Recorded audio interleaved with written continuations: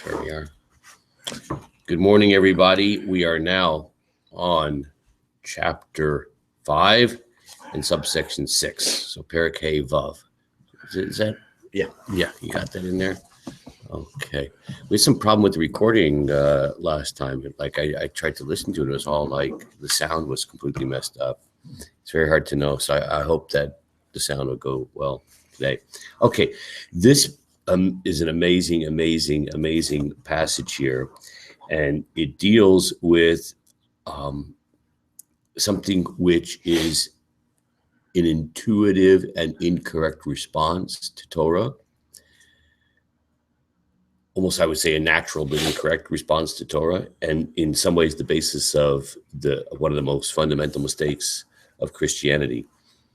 And that is the role of mitzvot in our lives.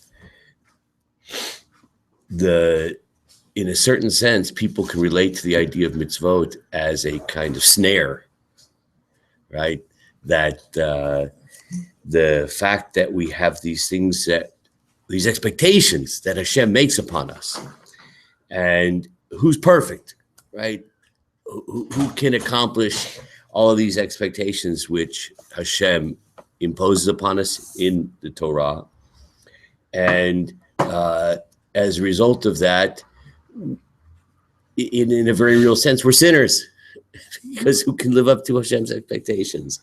And of course, one of the most fundamental assumptions of Christianity is that, well, got a solution to that problem. We'll just press the delete button. Okay, so that's one particular approach. But amazingly enough, when we say this it's written in the Siddur, and it's a passage from the writings of our sages, which is very familiar to everybody. And as a matter of fact, we say it here every single day because it's recited right before you say the Kaddish Rabbanan, the rabbinic Kaddish, after I teach a little halacha in the morning after davening. So we say a little passage, and it says, Rabbi Chananya ben Akasha Omer. So Rabbi Chananya ben Akasha says, now you know what I say every time I mumble that at the end of the Ratzah HaKadosh Baruch Hu L'Zakot Yisrael. HaKadosh Baruch Hu wanted to give us merit. L'Zakot. He wanted to give us merit, a gift, right? Lefichach Yirba Lehem Torah Mitzvot. That's why Hashem gave us a lot of mitzvahs. Shneimar. And if you think, well, that's just Rabbi Chananya ben Akasha saying that. So we see the great prophet Yeshayahu, Isaiah, says that, where it says, Shneimar Hashem Chafetz L'man Tzidko. Hashem wanted to give us righteousness, Tzidko, Yagdil Torah v'Yadir. And therefore he multiplied the Torah, Yagdil Torah. Right? It's the exact opposite, right? That in order to be able to give us tzedek, righteousness, in order to be able to give us merit, Hashem gave us a multitude of mitzvot. So it's not that the mitzvot somehow are a trap, a snare, any seconds, a minefield. I may do something wrong, so therefore, I'm living this eternal state of frustration and fear. On the contrary, it's an expression of love and merit that we have so many mitzvot. But wait a second. But what about the fact that we are imperfect and we mess up? So that's the subject of this chapter. And there are going to be very powerful insights here. So Rav Kook now says, Mi baladei machshevet hatshuva. If it were not for the concept of tshuva, menuchata. What's menucha mean? Help me out here. Rest. The type of tranquility that the concept of tshuva gives us. Lo yuchal adam linso manoach. A person could never find any kind of rest or tranquility.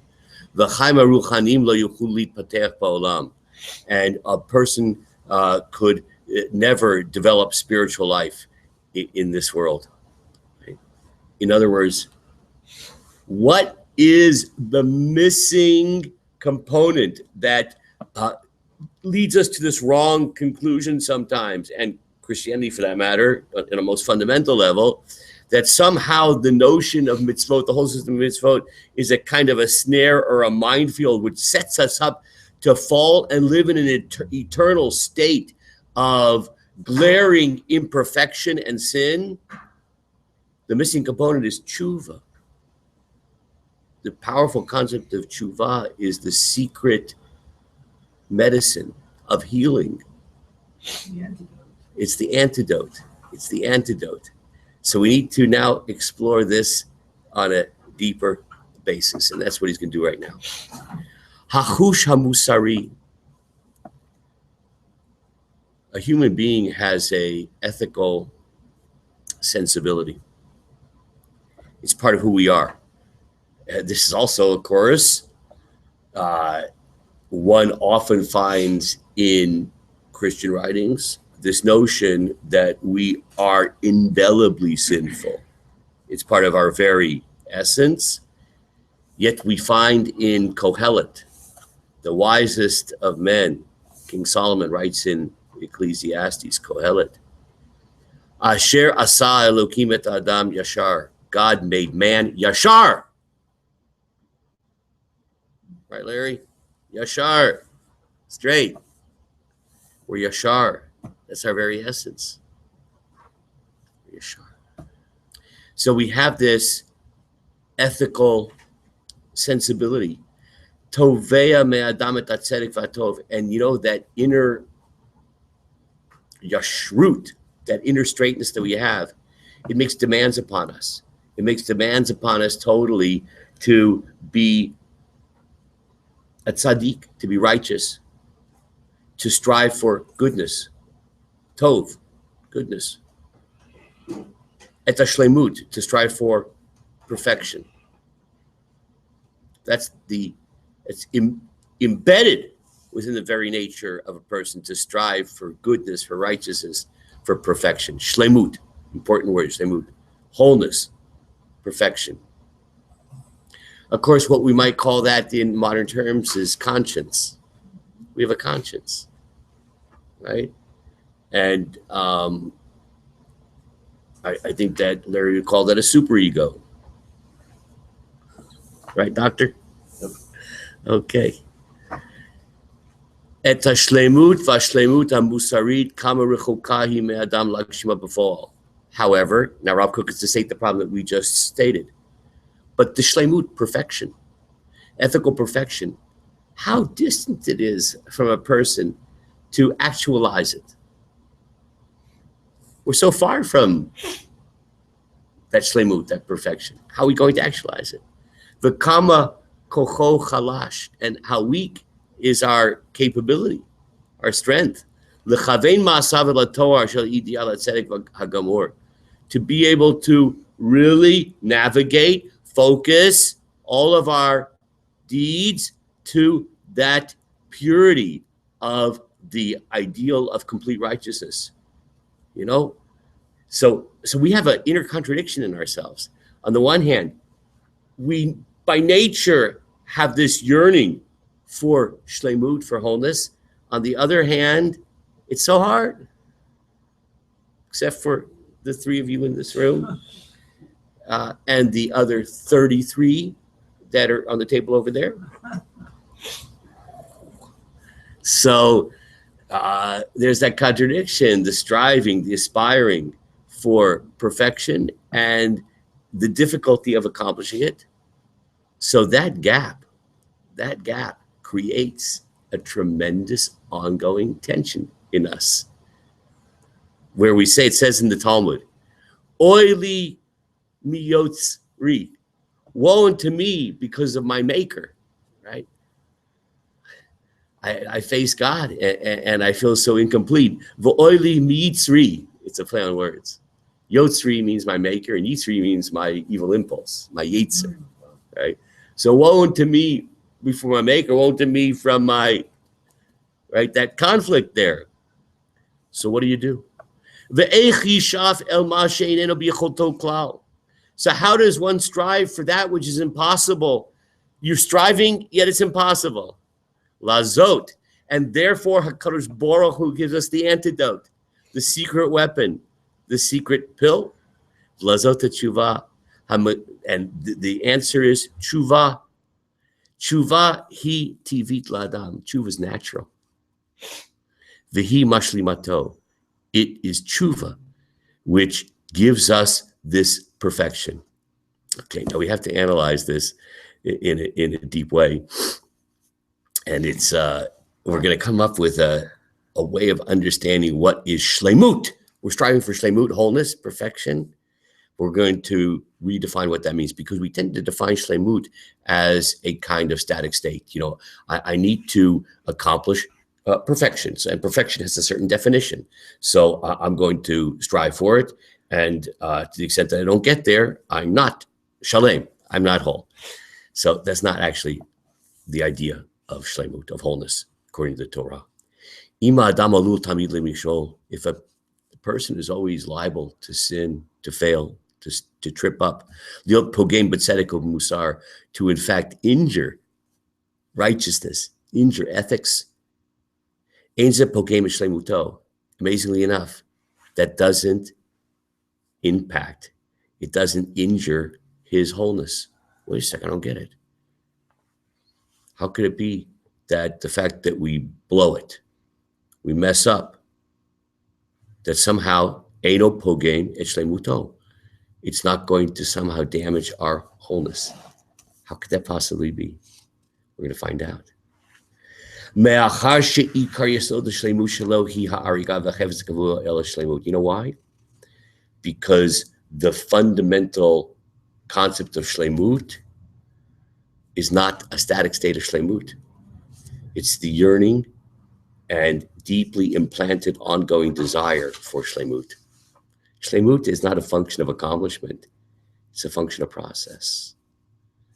The ongoing yearning for shlemut is the shlemut. V'achefetz hazeh hu yesod hatshuva. That's what tshuva is all about.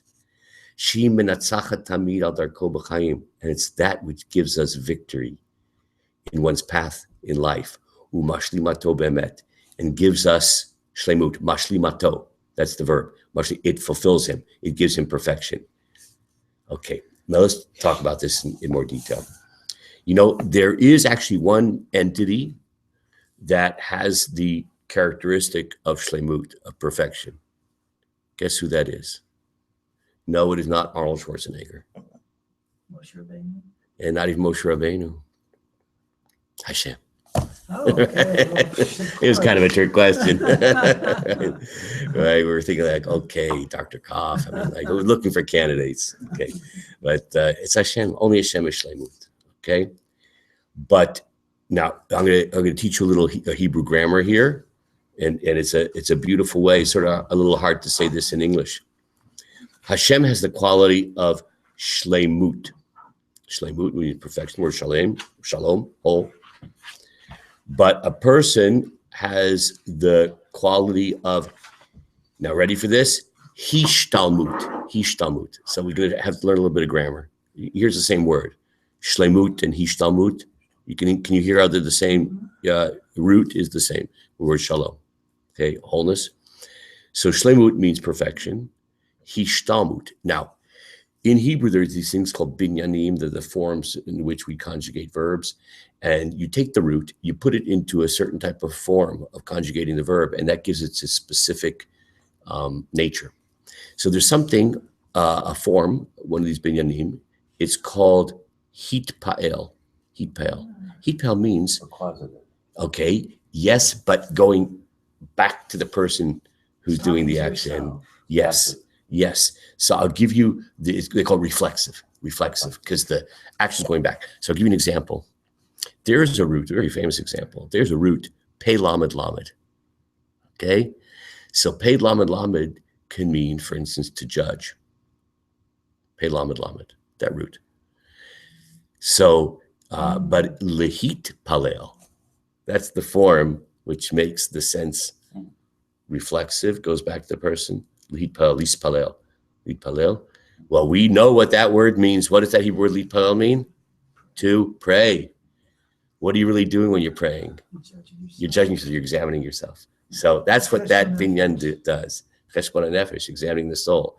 So the that form hitpael causes the action to go back to oneself. So we cannot engage in a state of being shalem. But you know what Hashem has given us? He says, I don't expect from you shleimut, because only I am shleimut, and only Hashem is perfection. But I expect from you hishtalmut. What would hishtalmut means? That's using the reflexive, that I'm engaging in the ongoing process of making myself whole, the striving. I mentioned on Shabbat Rav Dessler, the English version of his book, Strive for Truth. What a beautiful title, right? We can't, emet, real truth, that's Hashem. In fact, that's Hashem's name. Emet, truth. It's his stamp. Talmud says that every king has a stamp. It's his seal, his signet ring says emet. So only Hashem is emet. Only Hashem is shleimut. But we can engage in, Hashem says, I don't expect from you shleimut. Oh man, don't confuse yourself. Like, that is not something that is, no. I do expect hishtalmut, reflexive, ongoing striving, working on yourself to achieve in the direction of shleimut, to move towards shleimut. That's what Hashem expects from us. Okay. Now, I just want to go a little bit further with this idea. So I want to quote the Maharal, the great Maharal. He says something beautiful. He discusses this idea, and he quotes a famous pasuk from Iyov. Anybody know what the book of Iyov is in English? Job. So in the Job, it says the following: Adam, very famous pasuk, la'amal yulad. A person was born to toil. So, what does that mean? I have a friend in Gush Etzion. He's Arab, and he from an Arab village, and he used to work in the grocery store in Olive Shoot. Now he works in the big supermarket, Rami Levy, down in the corner there. And so, I'd go to him, how you doing, Tariq? And so he does this Arabic expression, which says, from bed to work, from work to bed. Like, that's life. So you could understand the pasuk in Iyov like that, like a person was born to toil, right? That's my life. I get up in the morning, pull my carcass off to work, dead tired, come back in the end of the day, crawl into bed, and then I do the same thing, right? In the next day, right? That's my life. So that's not what it means, according to Maharal. The Maharal says when a person was born to toil, it means the ongoing striving. That's the toil, right? A person is not born to reach the finish line. There's no such thing, right? And the Maharal even says, the kamashu yotzei el hapoal, to the extent that a person moves further on in this process of hishtalmut, becoming more whole, nishar b'koach latzeit od el hapol tamid.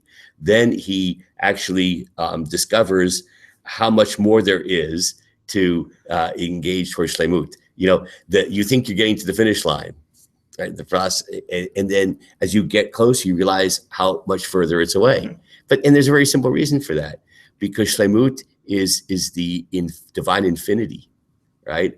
So the closer in other words, we realize how cognitively ridiculous it is. You really think about it for a second. God put me in this world to achieve shleimut, perfection. You think about it for a millisecond. That's impossible. The more you move forward, since real perfection is this infinity, divine perfection. So it's not as if it's a static end goal. So I'm getting closer. Man, the football keeps moving down towards the goal. No, it doesn't work that way, because it's really tricky. It's a rigged football game. They keep on moving. The goal keeps moving down further away, right? That's the nature of it. So Kodesh Baruch Hu, he doesn't expect from us shleimut. He expects from us to keep moving in the same direction, right? And everybody in the place where they are. We find the same idea in the prophet Zechariah. The prophet Zechariah happens to be my bar mitzvah haftorah. So he says the following: I have made you mobile among these who are standing. It's a vision in which the high priest is surrounded by angels. And he says, I have made you mobile between these two people who are static. You know what angels are? They're robots. Angels are robots, man. You don't want to be an angel. If everybody ever calls you an angel, it's not a compliment. Okay? An angel's static. A human being is a mahalech. What's a mahalech from the word holech? Walk. We're mobile. That's the essence of who we are. Kodesh Baruch Hu doesn't say, have you achieved perfection? He only says, are you walking? Are you walking? That's what I want. That's what all I want of you. I want you to walk, right? To move. Okay. And when you got bad knees, right? So you keep walking. Okay. So the prophet Nehemiah says the whole thing. Listen to this passage from the prophet Nehemiah. He says an amazing thing. He says that Nehemiah prayed to Hashem. He said to Hashem, Hashem, please listen. Here's the quote, El tfilat avadecha, to the prayer of those who serve you. Hachafetzim lirat shmecha, that desire to be in awe of your name. So the commentators point out, it doesn't say, Hashem, listen to the prayers of those who fear you. It says, hachafetzim. What does chafetz mean? To desire. It's the desire Hashem wants. That yearning, striving, the striving. That's what Hashem wants and expects from us. Okay. Let's go on. Just let's see how much time we have. We could maybe just do a tiny bit more. 6:27. What's that? 6:27. Yeah. Okay. So you know what? We'll pause with this note, and we'll go on tomorrow. Have a fantastic striving day.